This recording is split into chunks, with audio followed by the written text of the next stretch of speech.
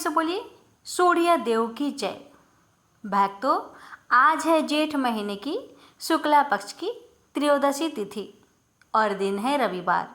आज के इस वीडियो में आप सभी सुनेंगे रवि प्रदोष की व्रत कथा और सूरज भगवान की व्रत कथा।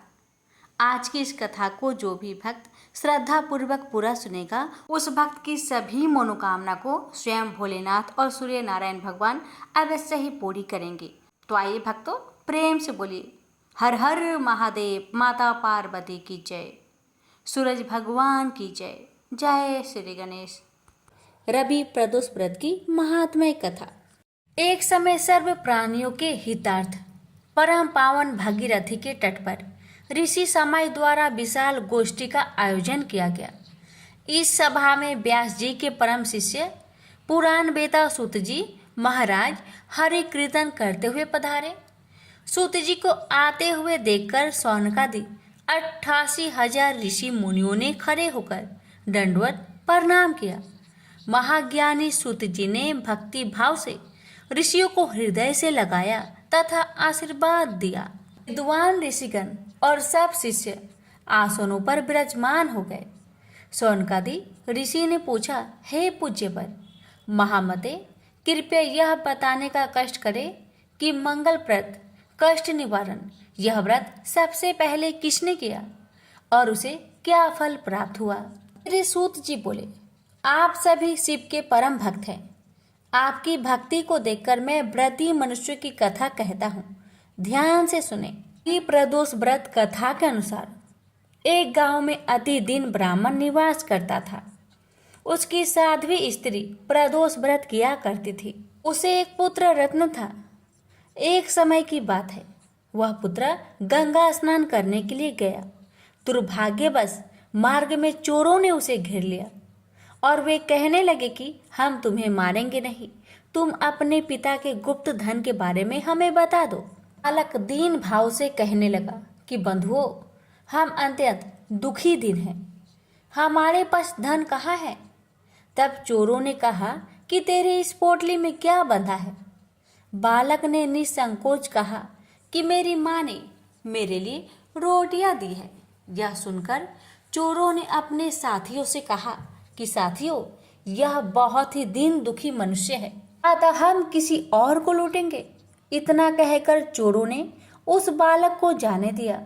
बालक वहां से चलते हुए एक नगर में पहुंचा। नगर के पास एक बरगद का पेड़ था। वह बालक उसी बरगद के वृक्ष की छाया में सो गया। उसी समय उस नगर के सिपाही चोरों को खोजते हुए उस बरगद के वृक्ष के पास पहुंचे और बालक को चोर समझकर बंदी बना राजा के पास ले गया। राजा ने उसे कारावास में बंद करने का आदेश दिया। ब्राह्मणी का लड़का जब घर नहीं लौटा, तब उसे अपने पुत्र की बड़ी चिंता हुई। अगले दिन प्रदोष व्रत था। ब्राह्मणी ने प्रदोष व्रत किया और भगवान शंकर से मन ही मन अपने पुत्र की कुशलता की प्रार्थना करने लगी। भगवान शंकर ने उस ब्राह्मणी की प्रार्थना स्वीकार कर ली। उसी रात भगवान शंकर ने उस राजा को सपने में आदेश दिया कि वह बालक चोर नहीं है, उसे प्रातःकाल छोड़ दे, अन्यथा उसका सारा राज्य वैभव नष्ट हो जाएगा। प्रातःकाल राजा ने शिव जी की आज्ञा अनुसार उस बालक को कारावास से मुक्त कर दिया। बालक ने अपनी सारी कहानी राजा को सुनाई। सारा वृत्तांत सुनकर राजा ने अपने सिपाहियों को उस बालक के घर भेजा और उसके माता पिता को राज दरबार में बुलवाया। उसके माता पिता बहुत ही भयभीत थे। राजा ने उन्हें भयभीत देखकर कहा कि आप भयभीत ना हो, आपका बालक निर्दोष है। राजा ने ब्राह्मण को 5 गांव दान में दिए, जिससे कि वे सुखपूर्वक अपना जीवन व्यतीत कर सके। भगवान शिव की कृपा से ब्राह्मण परिवार आनंद से रहने लगा। अतः जो मनुष्य रवि प्रदोष व्रत को करता है, वह सुखपूर्वक और निरोगी होकर अपना पूर्ण जीवन व्यतीत करता है तथा उसके जीवन में खुशहाली आती है। प्रेम से बोलिए उमापति शंकर भगवान की जय। रविवार की व्रत कथा। बहुत समय पहले की बात है कि सूरज भगवान रोज उठते थे और जग में प्रकाश देने चले जाते थे। एक दिन भगवान को लगा कि रानादी सूखते चली जा रही है, तो भगवान ने रानादे से पूछा कि तुम्हारे मन में कोई बात है, कोई चिंता है तो मुझे बताओ। तो रानादी कहने लगी, हाँ, मेरे मन में खीर और खांड खाने की इच्छा जागृत है। भगवान बोले, तुमने मांगा भी तो क्या मांगा, ये तो हम रोज ही खाते हैं ना। रानादी बोली, भगवान, आप तो रोज खीर खांड के भोजन करते हैं, जिमते हैं, मैं तो खट्टी रब जिमती हूँ। भगवान बोले, रानादे, तुम झूठ क्यों कह रही हो? मेरी माँ तो हम दोनों को एक जैसा ही भोजन देती है। रानादी बोली, सुबह आप मेरी थाली ले लेना, मुझे अपनी थाली दे देना, तब आपको पता चलेगा। भक्तों, जब दूसरे दिन हुआ तो भगवान जिमते समय क्या करते हैं कि पानी के गिलास को टक्कर देके गिरा देते हैं। ये देखकर माताजी बोली, बेटा तुम उठो मत, मैं दूसरा गिलास पानी भर देती हूँ। माताजी जितने देर में गई उतने ही देर में भगवान ने अपनी थाली रानादी से बदल ली। रानादे ने तो बड़ी प्रेम से जल्दी जल्दी खीर खांड के भोजन कर ली, परंतु सूरज भगवान को खट्टी राब भाई नहीं और थाली पर ही बैठे रहे। माताजी बोली, आज इतनी देर क्यों लगी? भगवान बोले, आज तो खीर खांड खट्टी लग रही है। माताजी बोली, रानादी की थाली आपने क्यों ले ली? तो भगवान कहने लगे, माँ, अपने घर में आप और हम दो जन, इसमें भी दो भांड, और मैं नियम पालन करने वाला, और मेरे घर में ही ऐसा होता है। हाँ, जब अपने घर में ऐसा होता है तो दुनिया में क्या होता होगा। अब से माँ आप खाना एक जैसा ही बनाना। इतना माताजी को समझाकर सूरज भगवान वहाँ से कुम्हार के घर चले गए। वहाँ पर जाते ही भगवान ने कहा कि 2 पेट की हांडी किस कुम्हार ने बनाई है, जल्दी बताओ। रतन कुम्हार को लगा कि आज तो भगवान आए हैं, माँ जी तो मुझे 1 टका दे दी थी, ये भगवान 2 टका देंगे। और कुम्हार बोला, भगवान मैंने ही बनाई है। तो भगवान बोले, आज के बाद 2 पेट की हांडी बनाए तो तेरे सहस्त्र पेट कर दूंगा। यह सुन कुम्हार बोला, हे भगवान, मेरा तो 1 पेट भरना मुश्किल है, अगर सहस्त्र हो गए तो मैं क्या करूँगा। हे भगवान, अगर मुझसे कोई गलती हुई हो तो मुझे क्षमा करे और मुझ पर कृपा करे। अब से मैं 2 पेट की हांडी कभी नहीं बनाऊंगा। भगवान ने कुम्हार को क्षमा करते हुए वहां से अंतर्ध्यान हो गए। भक्तों, इस तरह सूरज भगवान ने दुभांट मिटाई। तो प्रेम से बोलिए, सूरज भगवान की जय। 2 माँ बेटी थी, सूरज भगवान का व्रत करती थी। सूरज भगवान का व्रत आया, माँ को किसी आवश्यक कार्य से बाहर जाना पड़ा। उसने अपनी बेटी से कहा, बेटी तू 2 रोट बना लेना। बेटी ने 2 रोट बना लिया। उसी समय एक जोगी भिक्षा मांगने आया। उसने माँ के रोट में से एक टुकड़ा तोड़कर जोगी को दे दिया। माँ बाहर से आई और बोली, मेरा रोट दे। तो बेटी बोली, माँ, एक जोगी भिक्षा मांगने आया था, आपके रोट में से थोड़ा टुकड़ा उसको दे दिया। ऐसा सुनते ही उसकी माँ ने जिद पकड़ ली और सारा दिन कहने लगी, घी रोटो दे, घी रोटो, मेली कोर दे, पूरो दे पर महारो दे।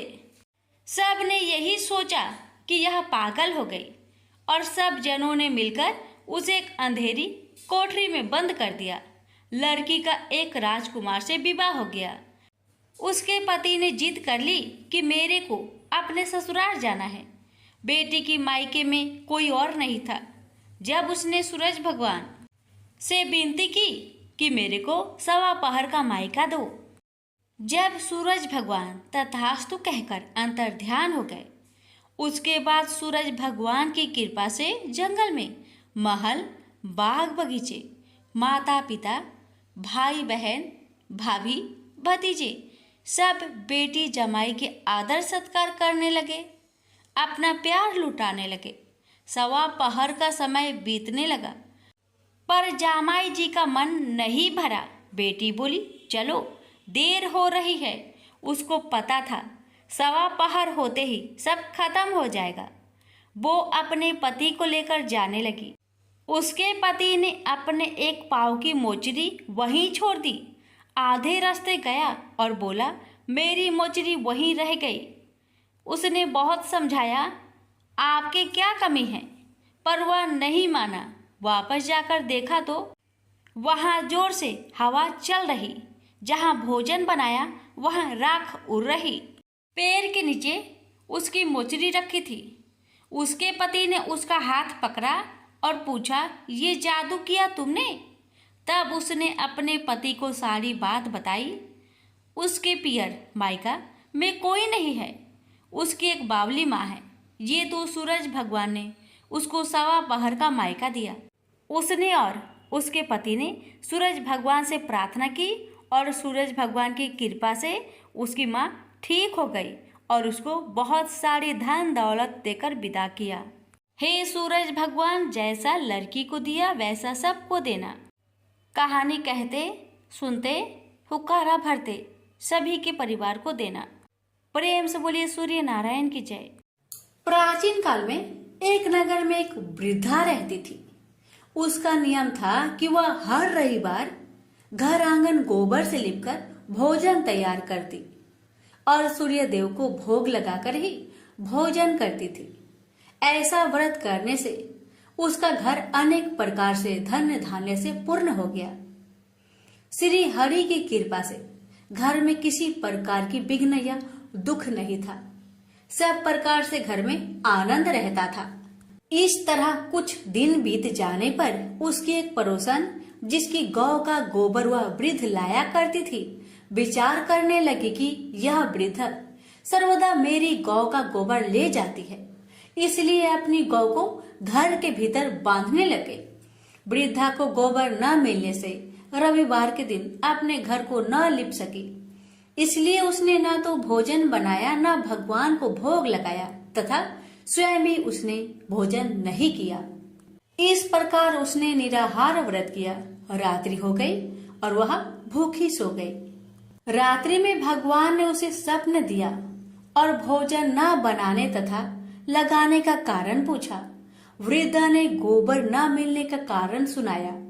तब भगवान ने कहा कि माता, हम तुमको ऐसी गौ देते हैं जिससे सभी इच्छाएं पूर्ण होती है, क्योंकि तुम हमेशा रविवार को गौ के गोबर से लिपकर भोजन बनाकर मेरा भोग लगाकर खुद भोजन करती हो।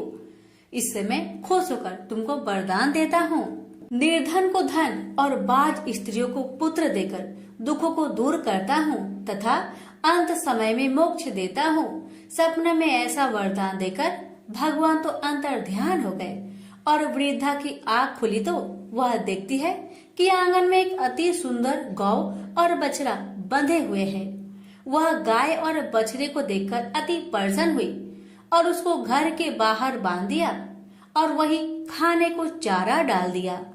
जब उसकी पड़ोसन वृद्धा ने घर के बाहर एक अति सुंदर गौ और बछड़े को देखा तो देश के कारण उसका हृदय जल उठा और उसने देखा कि गाय ने सोने का गोबर किया है, तो वह उस गाय का गोबर ले गई और अपनी गाय का गोबर उसकी जगह रख गई। वह नित्य प्रति ऐसा ही करती रही और सीधी साधी वृद्धा को इसकी खबर नहीं होने दी। तब सर्वव्यापी ईश्वर ने सोचा कि चालाक पड़ोसन के कर्म से वृद्धा ठगी जा रही है, तो ईश्वर ने संध्या के समय अपनी माया से बड़े जोर की आंधी चला दी। वृद्धा ने आंधी के भय से अपनी गौ को भीतर बांध लिया। प्रातःकाल जब वृद्धा ने देखा कि गौ ने सोने का गोबर दिया तो उसके आश्चर्य की सीमा न रही और वह प्रतिदिन गौ को घर के भीतर ही बांधने लगी। उधर पड़ोसन ने देखा कि बुढ़िया गौ को घर के भीतर बांधने लगी है और उसका सोने का गोबर उठाने का दांव नहीं चलता, तो वह ईर्ष्या और डाह से जल उठी और कुछ उपाय न देखकर पड़ोसन ने उस देश के राजा की सभा में जाकर कहा, महाराज, मेरे पड़ोस में एक वृद्धा के पास ऐसा गौ है जो आप जैसे राजा के ही योग है, वह नित्य सोने का गोबर देती है। आप उस सोने से प्रजा का पालन करिए। वह वृद्धा इतने सोने का क्या करेगी? राजा ने यह बात सुनकर अपने दूतों को वृद्धा के घर से गऊ लाने की आज्ञा दी। वृद्धा प्रातः ईश्वर का भोग लगा भोजन ग्रहण करने जा ही रही थी कि राजा के कर्मचारी गऊ को खोलकर ले गए। वृद्धा काफी रोई चिल्लाई, किंतु कर्मचारियों के समक्ष कोई क्या कहता। उस दिन वृद्धा गौ के वियोग में भोजन न खा सकी और रात भर रो रो कर ईश्वर से गौ को पुनः पाने के लिए प्रार्थना करती रही। उधर राजा गौ को देखकर बहुत प्रसन्न हुआ, लेकिन सुबह जैसे ही वह उठा, सारा महल गोबर से भरा दिखाई देने लगा। राजा यह देख घबरा गया। भगवान ने रात्रि में राजा को सपने में कहा कि हे राजा, गाय वृद्धा को लौटाने में तेरा भला है। उसके रविवार के व्रत से प्रसन्न होकर मैंने उसे गाय दी थी। प्रातः होते ही राजा ने वृद्धा को बुलवाकर बहुत से धन के साथ सम्मान सहित गौ बछड़ा लौटा दिया। उसकी पड़ोसिन को बुलाकर उचित दंड दिया। इतना करने के बाद राजा के महल से गंदगी दूर हो गई। उसी दिन से राजा ने नगरवासियों को आदेश दिया कि राज्य की तथा अपनी समस्त मनोकामनाओं की पूर्ति के लिए रविवार का व्रत रखा करो। व्रत करने से नगर के लोग सुखी जीवन व्यतीत करने लगे। कोई भी बीमार तथा प्रकृति का प्रकोप उस नगर पर नहीं होता था। सारी प्रजा सुख से रहने लगे। प्रेम से बोलिए सूर्य नारायण की जय।